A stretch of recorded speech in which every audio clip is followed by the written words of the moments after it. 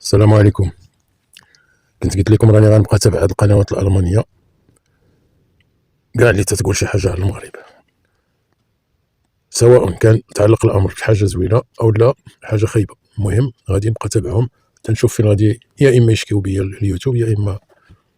دابا هاد القناة، الفيديو اللي سبق هضرت على قناة دي دبليو، دابا هادي قناة ار تي او.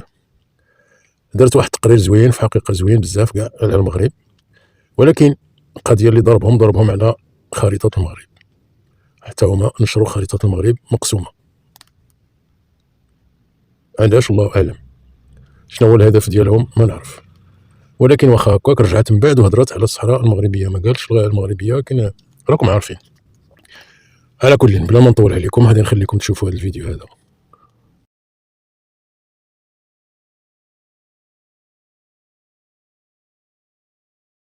Ravi de vous retrouver pour ce nouveau numéro du Dessous des cartes. Aujourd'hui, on prend la direction de Casablanca, la plus grande ville du Maghreb par sa population, en bordure de l'océan Atlantique.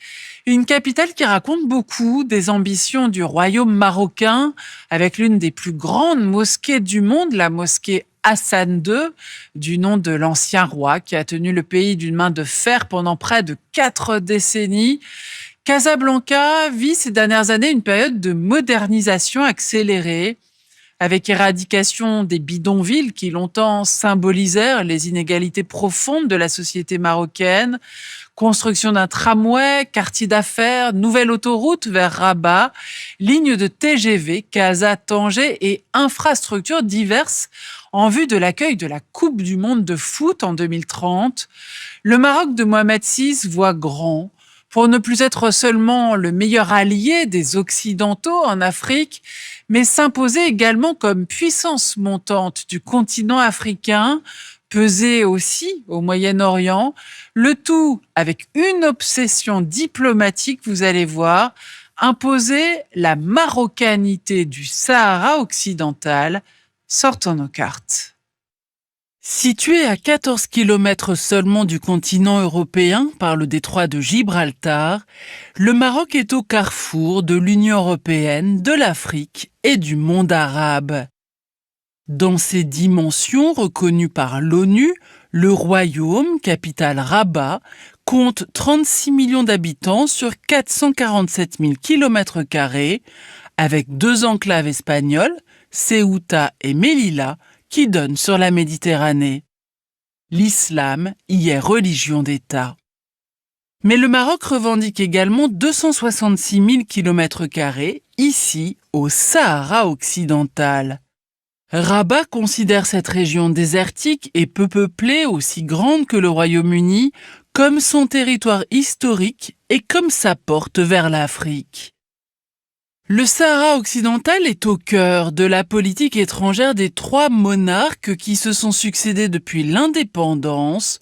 Pour le comprendre, faisons un peu d'histoire. Né en l'an 789 à Fès, d'un descendant du prophète, l'empire chérifien est resté indépendant plus de 1000 ans.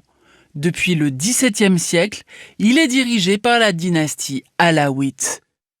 En 1912, le Maroc devient un protectorat français et espagnol. En 1956, l'indépendance d'avec la France est pacifique, contrairement à l'Algérie voisine. Mohamed V, sultan devenu roi libérateur, veut émanciper son pays. Vis-à-vis de Paris, il impose le dirham contre le franc. Il réaffirme le caractère arabe du Maroc en adhérant à la Ligue arabe. Enfin, il inaugure une politique africaine autonome lors d'une grande conférence à Casablanca avec le Mali, le Ghana, la Guinée, la République arabe unie et le futur gouvernement algérien. Mais Mohamed V ouvre aussi une ère de tension avec cette carte. Publiée en 1944 par El Fassi, le fondateur du parti nationaliste Istiklal, elle remet en cause les frontières coloniales françaises au profit d'un grand Maroc incluant le Sahara espagnol, la Mauritanie, l'ouest de l'actuel Mali, l'ouest de l'Algérie, jusqu'au fleuve Sénégal. Pour El Fassi, comme pour Mohamed V, commandeur des croyants, s'attribuer le Sahara occidental en particulier est un devoir sacré. 1961, Hassan II succède à son père. En pleine guerre froide, Rabat devient l'allié stable et stratégique de Washington, qui dispose jusqu'en 1978 de bases militaires pour surveiller la Méditerranée. Hassan II présente également le Maroc comme un pont entre Arabes et Israéliens, même s'il favorise Tel Aviv pendant la guerre des 6 jours. Enfin, il se rapproche de la France, qui devient son principal partenaire européen en dépit des atteintes aux droits de l'homme. Ce sont à la fois les années de plomb, avec répression de toute forme d'opposition, et des années de relative libéralisation économique sous influence du FMI. Le Maroc se rêve cheville ouvrière entre Européens et Africains. Hassan II ira d'ailleurs jusqu'à demander l'adhésion du Maroc à la CEE sans succès. En Afrique, en revanche, le rêve du Grand Maroc s'avère explosif. Membre fondateur de l'OUA, l'Organisation de l'Unité africaine, Rabat s'oppose à ses voisins sur le tracé de leurs frontières. Avec l'Algérie, cela tourne à la guerre des sables. Le conflit porte sur ces terres entre Béchar et Tindouf. Conflit réglé en 1970 par un statu quo. Mais l'opposition Maroc, royaume pro-occidental, contre Algérie, république pro-soviétique, va se poursuivre autour du Sahara occidental. L'Espagne abandonne brutalement sa colonie en 1975. L'ONU et le Front Polisario, mouvement politico-militaire sahraoui soutenu par Alger, exigent alors un référendum d'autodétermination. Impensable pour Hassan II. Grâce à la Marche verte, il s'approprie avec 350 000 Marocains 80% de ce territoire riche en phosphate. Le reste va à la Mauritanie, vite repris par le Polisario. Cette marocanisation du Sahara occidental est très populaire, permettant au roi de faire oublier sa lourde répression intérieure. En 1984, Hassan II quitte l'OUA, furieux de l'intégration de la nouvelle République arabe sahraoui démocratique parrainée par Alger. La guérilla avec le Polisario se poursuit, malgré la construction d'un gigantesque mur militarisé avec l'aide d'Israël et l'envoi de casques bleus de l'ONU après 1991. En 1999, c'est la mort du roi Hassan II après 38 ans au pouvoir. Pendant ces années, le Maroc a joué la carte du lien avec l'Occident, on l'a vu, et d'une relative libéralisation économique, à l'inverse de sa voisine algérienne, plus étatiste et surtout frappée par la guerre civile contre les islamistes.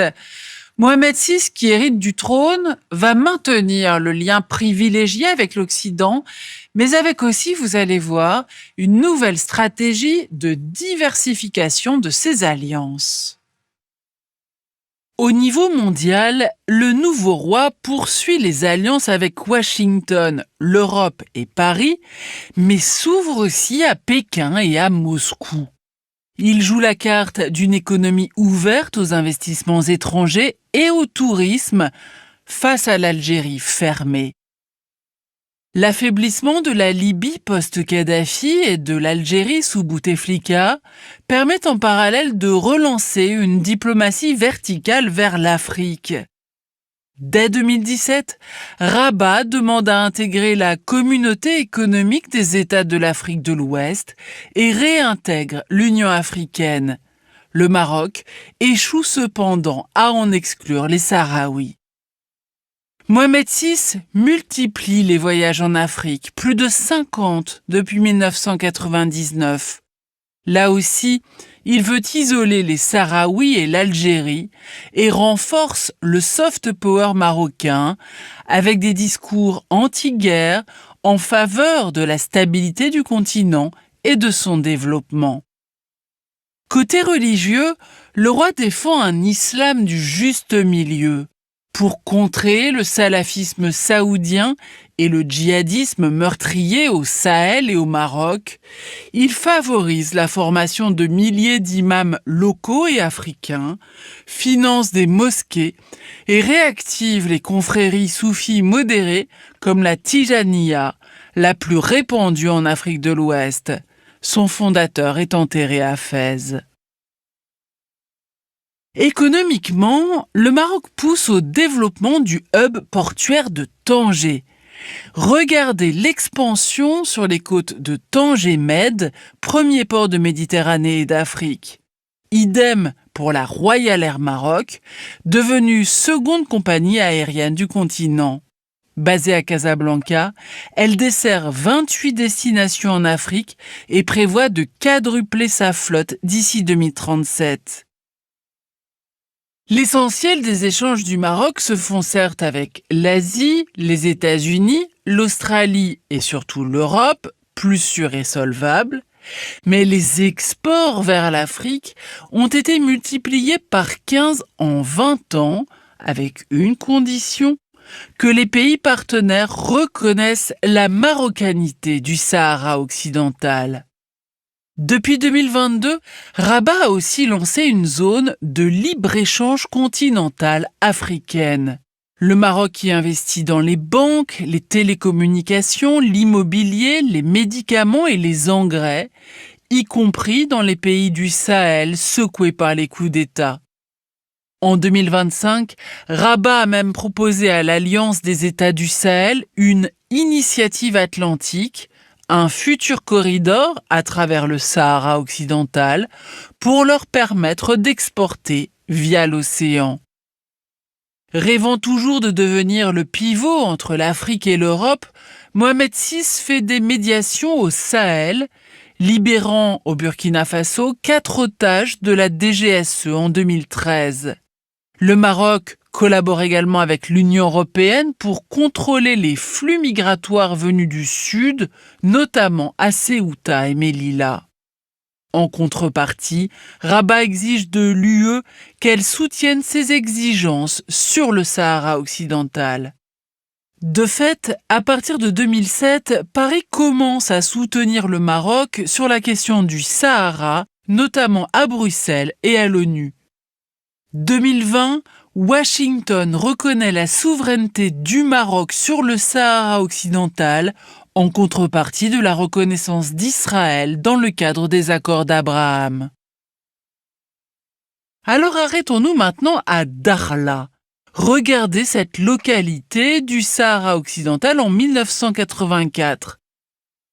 Et voici maintenant Dakhla en 2025, devenue grande station touristique. Pour occuper le terrain sahraoui, le Maroc y investit en effet massivement dans le tourisme, dans la pêche, dans le phosphate, c'est là qu'on trouve les plus grandes réserves au monde, et dans d'autres ressources minières. Tel Aviv, devenu un allié stratégique, y finance la recherche en hydrocarbures, énergie renouvelable et usines de dessalement, tout en vendant armes, drones et satellites espions à Rabat. Les énormes manifestations populaires contre la guerre à Gaza n'y ont rien changé. En 2024, la France a finalement reconnu la souveraineté du Maroc sur le Sahara occidental. En tout, 14 pays européens, dont l'Espagne et l'Allemagne, ont reconnu la marocanité du Sahara. Et depuis novembre 2025, le Conseil de sécurité de l'ONU ne s'y oppose plus. Voilà pour ce voyage au Maroc et cette diplomatie du roi Mohamed VI qui impose la marocanité du Sahara occidental. conserve le lien privilégié avec l'Occident, mais en jouant également, on l'aura compris, d'autres cartes, avec le continent africain notamment. Le Maroc en 2025 figure d'ailleurs dans le top 5 des puissances économiques d'Afrique selon le FMI, derrière le Nigeria, l'Algérie, l'Égypte et l'Afrique du Sud. والله ديما خلق. حنا المغرب راه كتر الحساد ديالو واللي حاقدين عليه، وكاينين الناس اللي على كل بحال دابا هاد الشكل ديال هذا RTE ولا RT ولا اش كيسميوها هما، اللي نشرت هاد الخريطة هادي. ما نعرف شنو هو الهدف ديالها، واش غير حيت جاتها في الطريق، واش هادشي هذا قبل ما تشوف التصريح ولا التصويت ديال مجلس الأمن، ولا الله أعلم. المهم أهل مكة أدرى بشعابها. السلام عليكم ورحمة الله.